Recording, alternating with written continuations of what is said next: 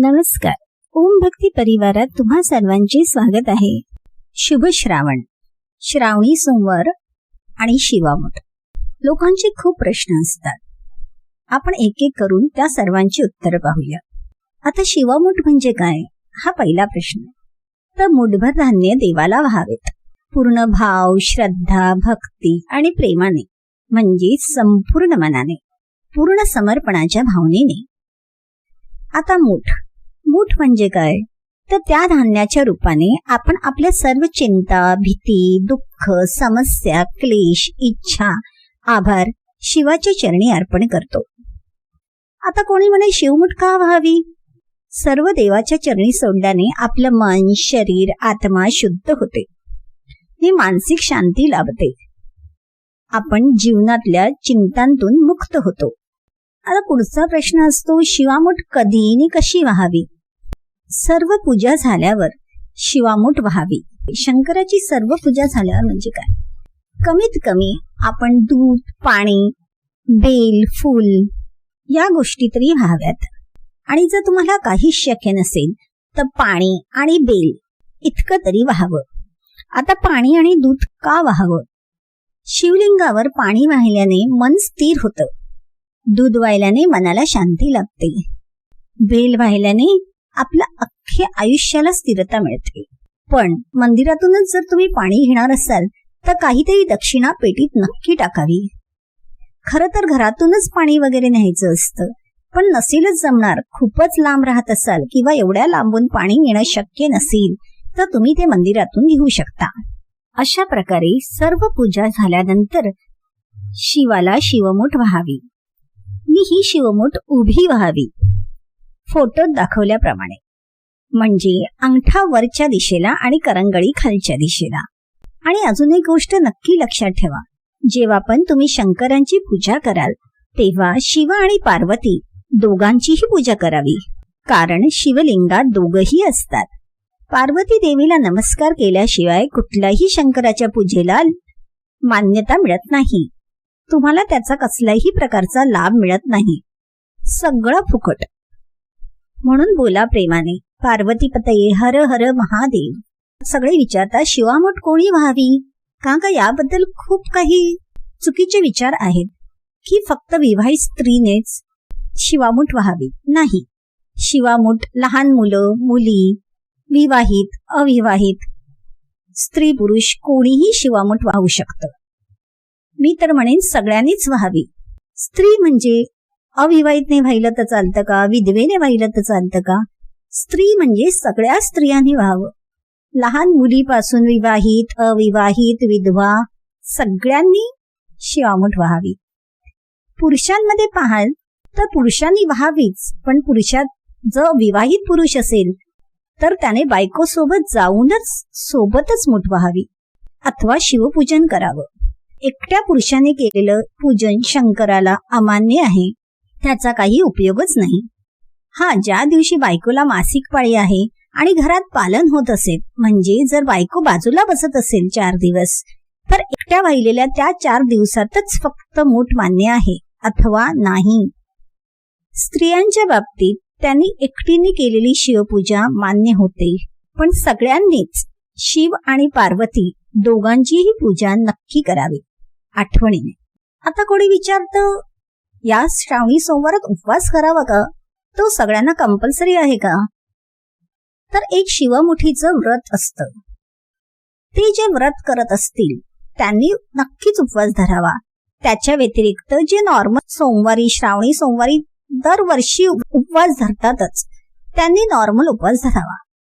पण जर लहान मुलं आहेत, त्यांना झेपत नाहीये, तर त्यांनी उपवास करायची काहीही गरज नाही.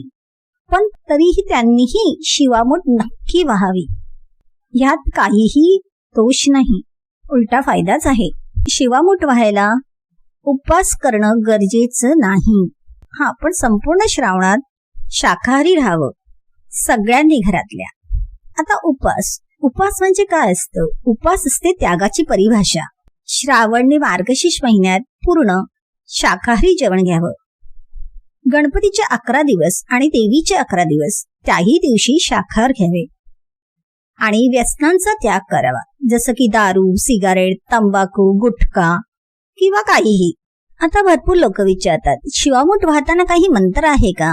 हा मंत्र आहे. नमः शिवाय शांताय पंचवक्त्राय शिवलिने शृंगी भृंगी महाकाल गणयुक्ताय शंभवे. हा मंत्र तुम्हाला येत नसेल तर तुम्ही म्हणू शकता, शिवा शिवा महादेवा, माझी शिवामूठ ईश्वरा देवा, मनातल्या इच्छा पूर्ण कर रे देवा. किंवा हेही तुम्हाला जमत नसेल तर नॉर्मल पार्वती पतये हर हर महादेव असं म्हणून शिवामूठ शंकराच्या शिवलिंगावर चढवावी. कोणाकडे शिवलिंग नसेल किंवा मंदिरही जवळ नसेल आणि तुमच्या घरामध्ये एखादा शंकराचा फोटो असेल, तरीही ह्यापैकी काहीही मंत्र किंवा काहीही नाव घेऊन तुम्ही ती शिवामूठ त्या फोटो फ्रेमच्या चरणाशी वाहू शकता. पण ती उभीच व्हावी, जसं आधी सांगितलं आहे त्याप्रमाणे. आणि जर काही म्हणतात, आमच्याकडे ना शिवलिंग आहे, नाही आमच्याकडे फोटो आहे आणि मंदिर खूप लांब आहे किंवा आम्ही आजारी असतो, तर अशा वेळेला तुम्ही काय करू शकता?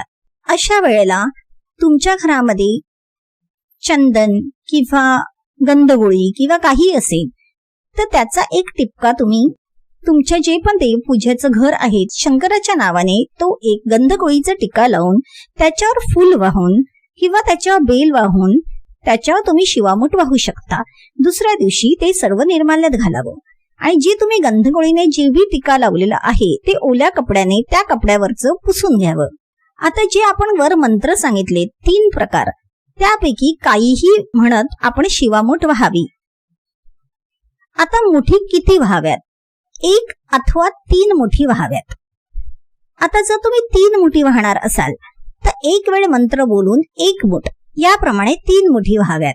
म्हणजे पार्वती पतये हर हर महादेव 1 मुठ व्हावी, परत पार्वती पतये हर हर महादेव असं बोलून 2री मुठ व्हावी, परत पार्वती पतये हर हर महादेव असं बोलून 3री मुठ व्हावी. पण जर तुम्ही एकच मुठ वाहणार असाल तर 3दा मंत्र बोलत 1 मुठ व्हावी. म्हणजे पार्वती पतये हर हर महादेव मुठ वाहता वाहता 3 वेळा मंत्र किंवा जे पण आपण सांगितलं आहे बोलणार आहोत ते म्हणावं. जसं की मी आता मुठ वाहत आहे आणि मी म्हणत आहे 3दा पार्वती पतये हर हर महादेव, पार्वती पतये हर हर महादेव, पार्वती पतये हर हर महादेव असं करून 1 मुठ तुम्ही ती व्हावी. आता लोक म्हणतात की खूप जण म्हणतात की शिवामुठीचं व्रत असतं. हो असतं ना. मग आता हे कोण करू शकतं? तर सुवासीन करू शकतात, जोडपं करू शकतं, म्हणजे नवरा बायको दोघही करू शकतात, किंवा फक्त नवरा करू शकतो, फक्त बायको करू शकते, किंवा उपवर वरवधू म्हणजे जे स्थळ शोधत आहेत, जो मुलगा बायको शोधत आहे आणि जी मुलगी नवरा शोधत आहे तेही हे व्रत नक्की करू शकतं. हा वर किंवा वधू प्राप्तीसाठी 16 सोमवारचा उपपर्याय आहे. नक्कीच 16 सोमवारची बरोबरी नक्कीच नाही होणार, पण छोटासा उपाय आहे खरा. तुम्ही ह्या वापरून पाहू शकता, यश नक्की मिळेल. फक्त पूर्ण मनाने करावे. श्रावणी सोमवार. आता या वर्षी 4 श्रावणी सोमवार आले आहेत. हे 5 वर्षाचं व्रत असतं. प्रत्येक श्रावणी सोमवारी हे केलं जातं. पूर्ण श्रावणामध्ये शाकाहार घ्याव्यात आणि या शिवामुठी व्हाव्यात. पण हे चालू करायच्या आधी तुम्हाला संकल्प सोडावा लागतो की मी हे शिवामुठीचं 5 वर्षाचं व्रत घेत आहे. फोटोत दाखवल्याप्रमाणे हातात पाणी घ्यावं. जर तुम्ही अविवाहित असाल तर मला चांगला नवरा किंवा बायको मिळावी, चांगली निरोगी मुलं वाढवावीत, संसार सुखा समाधानाचा व्हावा म्हणून मी तिथे तुमचं नाव बोलावं. हे शिवामुठीचं 5 वर्षाचं व्रत घेत आहे. तर सर्व नीट व्हावं आणि माझे हे व्रत निर्विघ्नपणे पूर्ण होवं हीच तुमच्या चरणी प्रार्थना असं बोलून पाणी खालच्या बशीत सोडावं. जमिनीवर सोडू नये, नाहीतर तुमचा केलेला संकल्प सिद्धीत जात नाही. तुम्हाला जर पूर्ण संकल्प विधी हवा असेल तर तुम्ही कमेंट करा, मी त्याचा व्हिडिओ नक्कीच बनवून टाकेन. तुम्ही जर सुवासीन असाल तर तुम्ही करू शकता की माझा संसार सुखाचा समाधानाचा होऊ दे. माझ्यावर आणि माझ्या पूर्ण परिवारावर शिवपार्वतीची कृपा सदैव राहावी, यासाठी मी हे व्रत करत आहे. लग्न झालेले पुरुष नवरा बायको मिळून हे व्रत करू शकता. त्यांनी संकल्प घ्यावा की आम्हा नवरा बायकोंचा संसार सुखाचा, समाधानाचा, शांती, ऐश्वर्य, समृद्धीने भरलेला असावा. मुलं बाळ आम्ही दोघं सर्व निरोगी राहावेत. शिव पार्वतीचा आशीर्वाद सदैव माझ्या आणि माझ्या परिवारावर राहावा. नवऱ्याने संकल्प सोडावा. हा संकल्प सोडताना बायकोने त्याच्या उजव्या हाताला हात लावावा आणि दोघांनीही उपवास धरावा. जर बायको नसेल धरत तर नवऱ्याने एकट्याने धरावा. पण संकल्प सोडताना बायको हवी. प्रत्येक वर्षीच्या शेवटच्या सोमवारी कमीत कमी एक जोडपं पुजावं. प्रत्येक श्रावणी सोमवारच्या प्रत्येक वर्षी शेवटच्या सोमवारी पार्वती देवीची खणा नारळाची ओटी भरावी. हे 5व्या वर्षी उद्यापन करावे. ब्राह्मणाला दक्षिणा, जमल्यास रुद्राभिषेक घालून घ्यावा. 1, 3, 5 जोडप्यांना जेवण द्यावं. पुरुषांना towel, shirt piece, pant piece काही द्यावं आणि स्त्रियांना ब्लाऊज पीसची ओटी भरावी. त्यात हिरव्या काचेच्या बांगड्यांचा नक्की समावेश करावा. जर कोणी अविवाहित मुलगी हे व्रत करत असेल त्यांनी त्यांचं लग्न झाल्यावर अजून 5 वर्षे हे व्रत करून उद्यापन करावं. आणि लग्नाआधी हे 5 वर्ष करणार असाल तर उद्यापनाला एक जोडपं पुजावं. ते शक्य नसेल ते शिव पार्वतीला जोडपं म्हणून पुजावं आणि मंदिरातच या जोडप्याला देवाला जोडप्याचं ताट देऊन यावं. म्हणजे शिव पार्वतीला एक जेवणाचं ताट देव म्हणून आणि जोडपं म्हणून वेगळं. देवीला ओटी वेगळी आणि जोडप्याला वेगळी. मी सांगावं व्यवस्थित उद्यापन लग्नानंतर नवऱ्यासोबत करेल. जर कोणी अविवाहित पुरुष हे करत असेल तर त्याने उद्यापनाला 1.25 किलो पेढे देवाला दाखवावे. पूर्ण त्यातले 5 पेढे पिंडीजवळ द्रोणात ठेवावे. दुसऱ्या कागदाच्या बशीत त्यातले अर्धे पेढे जोडपं म्हणून पुजलेल्या शिव पार्वतीच्या समोर ठेवावेत. म्हणजे जर तुम्ही टोटल 20 पेढे घेतले तर त्यातले 5 पेढे पिंडीजवळ द्रोणात ठेवावे देवासाठी आणि राहिलेले 10 पेढे म्हणजे 20चे निम्मे 10 ते जोडप्यासाठी ठेवावे आणि राहिलेले 5 घरी घेऊन जावेत. पार्वती देवीला ओटी जोडप्यातल्या पार्वती देवीला ओटी काढावी. पुरुष असला तरीही जोडप्यात महादेवांना छोटा रुमाल, नॅपकिन किंवा 11 रुपये द्यावेत आणि पार्वती देवीला ओटी काढावी आणि सांगावं लग्नानंतर उद्यापन करेल व्यवस्थितरित्या बायकोसोबत. आता काही बायका म्हणतात मध्ये मासिक पाळी आली तर काय करावं? तर तेव्हा मूठ वाहू नये. शुद्ध झाल्या केस धुवून येणाऱ्या पुढच्या सोमवारी पहिले आधीची मूठ व्हावी, मग त्या दिवशीची मूठ व्हावी. उदाहरण, दुसरी मूठ चुकली मग तिसऱ्या सोमवारी पहिली दुसरी मूठ व्हावी, मग तिसरी मूठ व्हावी. पण समजा 5 सोमवार आहेत आणि शेवटच्या सोमवारची तारीख असेल तर 4थ्या सोमवारीच उद्यापन करून घ्यावे. 5वी मुठी 4थ्या मुठीनंतर वाहून घ्यावी. जसं महालक्ष्मी व्रताला मार्गशीर्ष महिन्यात आपण करतो अगदी तसंच. पण उद्यापन झालं तरीही 5वा सोमवार उपवासच आहे. जर तो उपवास सोडला तर राहिलेले 4 केलेले उपवासही वाया जातील. मासिक पाळीतही उपवास कंटिन्यू ठेवायचा असतो, हे लक्षात ठेवावं. आता मूठ कुठकुठली असते? प्रत्येक मुठीचं काय महत्व आहे? तर सप्तधान्याच्या मुठी असतात.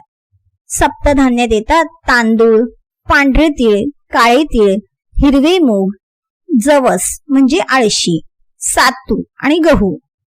ही झाली ती 7 धान्य. आता प्रत्येक वर्षी पहिले 5 असतातच. सगळी धान्य अखंड असावीत म्हणजे अक्षत. क्षती न झालेले म्हणजे तुटलेले नको. सातू किडलेले नको. सातूला टोके लागतात, मग ते निवडून घ्यावेत. काही लोक म्हणतात तसेच व्हावे, पाप दुकानदाराला लागेल. नाही, पाप वाहणाऱ्याला लागेल. कारण का तुम्ही वाहल्यावर पुण्य तुम्हाला, मग टोके निघाल्यावर पाप त्याला नाही, पाप पण तुम्हालाच. त्यामुळे सगळं नीट निवडून घ्या. तांदूळ, तीळ, मूग, जवस, सातू, गहू कुठलंही धान्य खंडित चालत नाही. कारण का जे तुम्ही देवाला देणार तसंच फळ तुम्हाला मिळणार. अखंड धान्य घरामध्ये सुख, समृद्धी, ऐश्वर्य आणतं, जीवनाला पूर्णता देतं आणि मनाला शांती देतं. आता पहिलं धान्य तांदूळ. आता तांदूळ, तांदळाचा रंग असतो पांढरा पांढरा रंग शुद्धतेचा, पवित्रतेचा आणि शांततेचं प्रतीक असतं. तांदूळ वाहिल्याने वाहणाऱ्याला सुख लाभतं. त्याच्या घरात संपत्ती म्हणजे वेल्थ, समृद्धी म्हणजे प्रॉस्पेरिटी येते. आर्थिक परिस्थिती सुधारते घरची. वैवाहिक जीवनातील सौख्य वाढतं. नवरा बायकोमधील प्रेम वाढतं. परिवाराला सुख मिळतं. आनंदाचं वातावरण राहतं. दुसरं धान्य आहे तीळ. तीळ वाहिल्याने आरोग्य उत्तम राहतं. दीर्घायुष्य प्राप्त होतं. शरीरातील व मनातील नकारात्मक ऊर्जा दूर होऊन सकारात्मकतेचा प्रभाव वाढतो. म्हणजे निगेटिव्हिटी दूर होऊन पॉझिटिव्हिटी वाढते. आता सफेद तीळ वाहिल्याने काय होतं तर पापशुद्धी होते. आध्यात्मिक शक्ती वाढते. आपल्यातला अहंकार नाहीसा होतो. जीवनातील संकटे दूर होतात आणि आपली अडलेली कामं होऊ लागतात. काळे तीळ वाहिल्याने काय होतं तर पितरांचे आशीर्वाद मिळतात. घरात विजय व समृद्धी येते. काळे तीळ वाहिल्याने शनी, राहू, केतू यासारख्या ग्रहांची पीडा किंवा त्यांचा अशुभ प्रभाव खूप प्रमाणात कमी होतो. ज्यांना मूल व्हायला प्रॉब्लेम आहे त्यांना मूल होण्याची शक्यता वाढते. वंश विकास होतो. आता वंश विकास म्हणजे बाळ होतं, मुलगा मुलगी असं नाही. आई वडील होण्याचं सौभाग्य प्राप्त होतं. चुकीचे अर्थ काढू नयेत प्लीज, ही विनंती. आता काही बोलतील आम्हाला दोन्ही व्हायचे आहेत तर हो, तुम्ही दोन्ही तीळ एकत्र करूनही एक मूठ वाहू शकता. तसंही मान्य आहे. पण फक्त तीळ अखंड असावेत, तुटलेले नसावेत. पुढचं धान्य आहे हिरवे मूग. हिरवे मूग वाहिल्याने काय होतं तर मन निर्मळ होतं. ईश्वराशी भक्ती जोडली जाते. भक्तिभाव वाढतो. घरातील सर्व संकटे दूर होतात. काही गोष्टींना डिले होत असेल तर ती कामे व्हायला लागतात. सुख समृद्धी लाभते. व्यापारात कामात यश मिळतं. संसारात गोडवा निर्माण होतो. सर्वत्र मान वाढतो. परिवारात आपापसात प्रेम वाढतं. नवीन उद्योगाच्या संध्या चालून येतात. पुढचं धान्य आहे जवस. जवसला अळशीही म्हणतात. ही वाहिल्याने काय होतं तर घरात सुख समृद्धी शांतता नांदते. वाईट ग्रहांचा प्रभाव, वाईट ग्रहांचा त्रास व पापे नष्ट होतात. मन स्थिर राहते. ताणतणाव दूर होऊन मानसिक स्वास्थ्य मिळते. रात्री झोप शांत लागते. थकवा निघून जातो. नवीन उत्साह येतो. कुटुंबाची भरभराट होते. घरात लक्ष्मीचा वास राहतो. पुढचं धान्य आहे सातू. काही मी ऑनलाईन पाहिलं तर सत्तू म्हणतात. सत्तू नाही. सत्तू म्हणजे काय? भाजलेल्या चण्याचं पीठ ते नाही. सातू. सातू हे धान्य आहे. त्यामुळे ऑनलाईन वाचून काहीही वाहू नये. आपल्याला धान्यही अखंड लागतं. मग बारीक केलेलं पीठ कसं चालेल? ठीक आहे. आता काही म्हणतात सातू म्हणजे काय?